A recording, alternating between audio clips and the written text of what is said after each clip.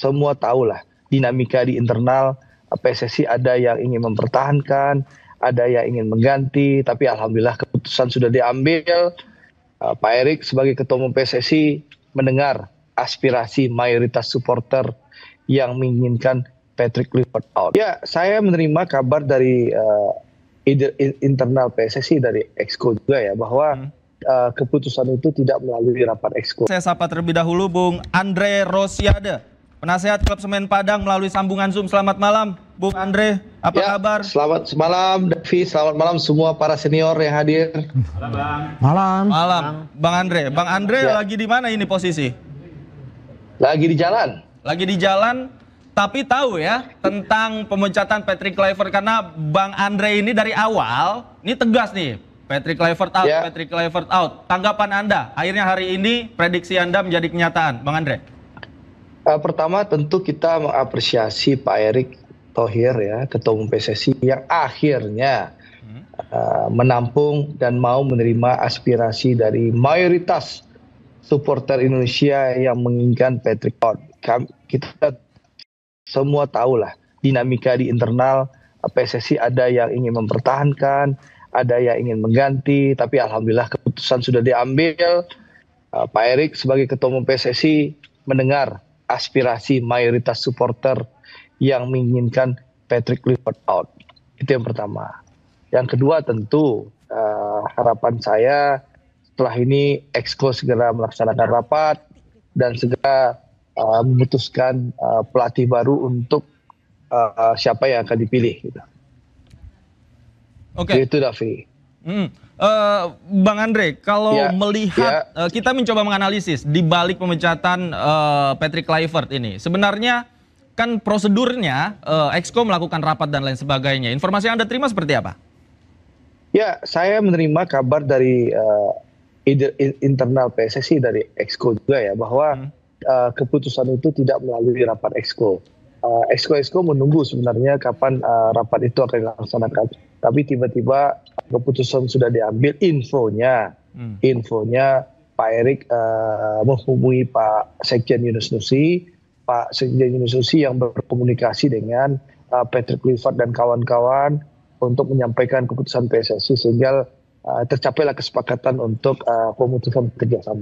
Seperti itu. Dan harapannya tentu setelah ini kita berharap Exco segera rapat untuk memutuskan pelatih baru, karena beberapa minggu ke depan kita ada FIFA Matchday. Kalau saya pribadi, saya mengusulkan CLBK. Apa tuh CLBK sama siapa? Cinta lama bersemi kembali, karena dalam dunia sepak bola CLBK ini hal yang wajar dan lumrah, dan Indonesia pernah melakukan CLBK. Pertama pas untuk zaman almarhum Beni Dolo pernah dipecat, lalu diangkat lagi. Ivan Kolev juga pernah, Alfred Riedel juga pernah. Bahkan Saudi yang mengalahkan kita kemarin juga pelatihnya juga dipecat, lalu sekarang pelatih ini diangkat lagi dan bisa mengantarkan Arab Saudi masuk Piala Dunia. Jadi dalam dunia sepak bola CLBK itu hal yang wajar. Nah, saya mengusulkan karena waktunya sudah di depan mata FIFA Matchday, tentu kita butuh pelatih yang kenal kultur Indonesia, yang memahami sepak bola Indonesia dan bisa langsung bekerja. Saya mengusulkan CLBK dengan Coach Sintayong. Lalu juga untung ruginya jelas, karena selain itu kita semua tahu bahwa pasti mungkin ada kompensasi terhadap rombongan Patrick Kluivert dan kawan-kawan. Ini cost lagi yang akan dikeluarkan oleh PSSI. Dan apalagi kita sampai sekarang kan masih melakukan cicilan ke Coach Sintayong. Nah, kalau Coach Shin kita ambil jadi pelatih, otomatis cicilan itu kan bisa ditransformasikan jadi gaji bulanan beliau. Nah, gitu loh usulan-usulan saya. Tapi sekali lagi kan keputusan di tangan federasi. Ya, kita hanya bisa mengusulkan, tapi ya, federasi juga ingat mayoritas rakyat Indonesia. Saya bilang nggak semua, tapi mayoritas rakyat Indonesia menginginkan Coach Shin kembali menjadi pelatih timnas Indonesia. Mudah-mudahan harapan, aspirasi didengar oleh PSSI. Ya, saya paham ada yang tidak suka sama Coach Shin, tapi sekali lagi ego pribadi, ketidaksukaan pribadi tolong dikesampingkan demi kepentingan bangsa Indonesia dan berkembangnya timnas Indonesia. Sekali lagi, timnas Indonesia bukan milik 1-2 orang pengurus PSSI, tapi milik seluruh rakyat Indonesia. Oke, baik. Saya ke Bung Jamal yang baru datang terakhir nih, mantan Exco PSSI. Bung Jamal, tadi berangkat dari pernyataannya Bang Andre, kayaknya banyak dinamika, banyak ego di tubuh PSSI. Anda melihatnya seperti apa? Saya Assalamualaikum warahmatullahi wabarakatuh dulu. Waalaikumsalam. Jadi kalau tadi yang disampaikan Andre itu kan dia berkecimpung di dalamnya, walaupun dia bukan Exco. Jadi tahu dia dinamikanya bagaimana di dalam PSSI saat ini, ya. Harusnya seperti yang dikatakan Andre tadi, Exco itu berperan sejak mulai terpilih. Ketua baru, Exco itu dioptimalkan. Sifatnya ketua itu kan apa ya? Tidak bisa pribadi itu. Ya, harus melibatkan Exco. Kolektif kolegial mereka itu. Ya. Ya.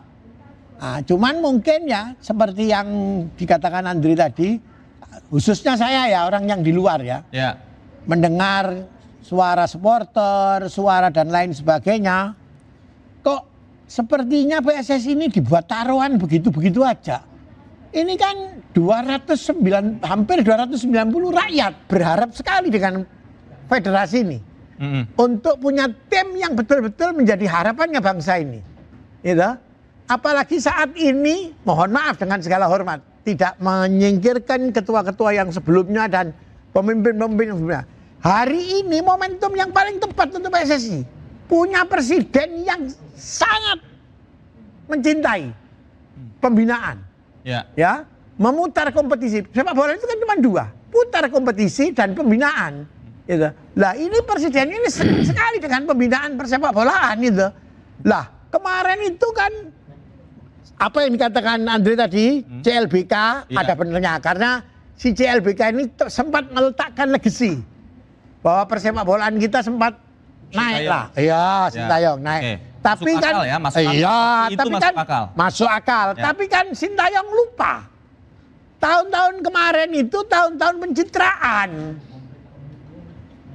Jadi ketua itu hampir kalah popularitasnya sama Sintayong. Gelodak Sintayong ngomong ke publik, gelodak Sintayong ngomong ke publik. Lah padahal ketua kan juga butuh. Ya. Tahun-tahun pencitraan. Jadi yang pencitraan siapa pada saat itu? Ya siapa lagi kok? Ketuanya tunggal kan, Pak Erik kan gitu.